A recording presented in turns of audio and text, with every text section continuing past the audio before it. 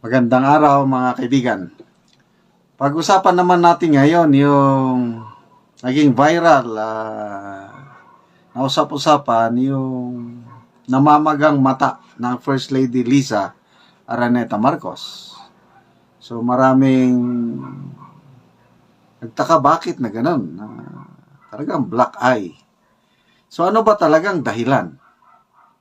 Ito, mabuti nagsalita na ang kanyang anak, Congressman Sandro Marcos, at ipinaliwanag niya anong dahilan bakit namaga ang mata ng First Lady. Okay? So, pakinggan natin ang Congressman Marcos at bahala na kayo kung maniwala kayo o hindi. Ito na, sa isang formal gathering, sa talumpati niya, pinaliwanag niya bakit namaga ang mata ng First Lady. The First Lady woke up this morning. She had a very adverse allergic reaction. So she looks like she got into a fight with Manny Pacquiao. The First Lady woke up this morning. She had a very adverse allergic reaction. So she looks like she got into a fight with Manny Pacquiao. The First Lady woke up this morning. She had a very adverse allergic reaction. So she looks like she got into a fight with Manny Pacquiao. Okay. So, klaro, allergy daw. Huwag naman kayo masyadong mag-speculate. Paniwalaan nyo naman ang anak. Kasi anak na yan eh. Allergy. Kaya lang, bakit dinagdagan pa niya na she looks like she had a fight with Manny Pacquiao? May magduda tuloy na parang nasuntok kasi fight, di ba? Suntok. Parang nakipaglaban siya kay Manny Pacquiao kaya namaga ang isang mata. Hindi naman mata. Basta namaga dito. Klaro eh. So,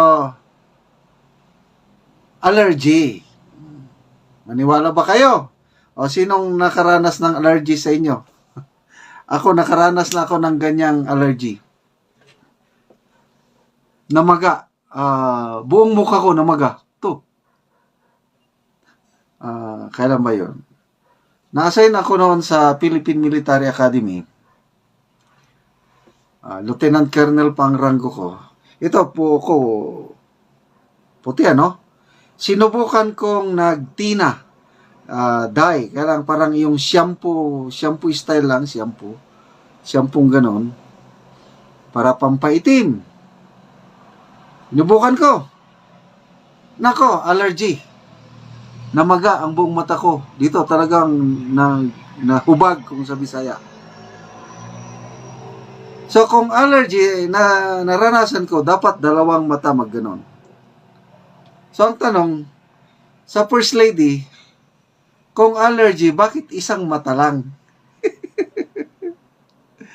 Pakisagot ko no, Congressman Sandro Marcos, kung allergy, bakit isang mata lang ang namaga? Bakit wala dito sa kabila? Okay, magbasa tayo sa mga comments. Big Boss Don, sabi niya, palosot. Alma Nunez Roa, natablan ng hiya kaya gumawa ng palusot. Anong allergy na sinulo lang talaga ang kabilang mata? Yun na yung sinasabi ko. Bakit nag-iisang mata ang namaga? James Abiner, di mo kami maluloko. May pangalan kaya hindi ko na ba.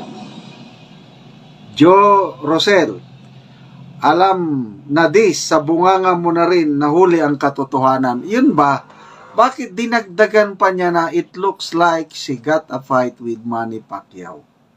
Kung allergy na lang. Kaya namaga, pasensyaan nyo na lang. Parang sa isang gathering, na-represent niya si First Lady. Itong si Congressman Marcos. Dahil hindi maka-attend si First Lady, dahil nga namaga dahil sa allergy. Ini-explain niya.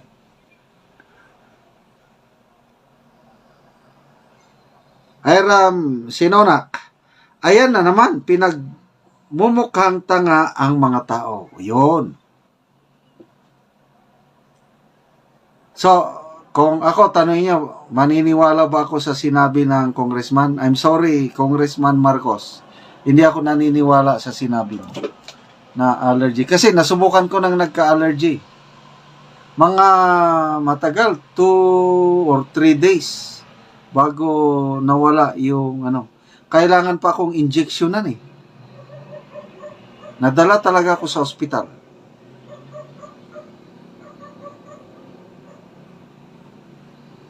So hindi ako naniniwala na allergy dahil dapat 2 mata, hindi isa lang. So ito nga, ayan na naman, pinagmumukhang tanga ang mga tao. MC Doidora, na allergy kasi nakulangan ng blank. Ay, huwag ka na lang basahin.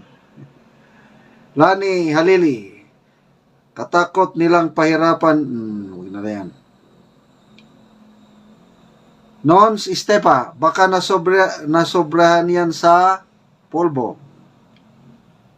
Gerald Bandal, nagsuntukan sila ni blank. O, bahala na kayo kung sino yung Victor Taipin, og naigo ni Pacquiao na mao di mabali ang nawong sa likod niya. Remy Castillo, excuse me, swelling and difficult of breathing, few more signs of allergic reactions, not only rashes nor redness po for your information. Kulasa Riyadh, allergic? Sa isang mata lang? Hindi nga. Henrietta Wabinga, allergic reaction talaga kasi bawal uminom ng any alcoholic drinks kung nagpa-facial fillers ka. Anyway, ayan. Allergic reaction, may blue ang mata ng nanay mo, pinagluloko mo kami, iho. Okay, salamat mga kaibigan sa inyong panonood.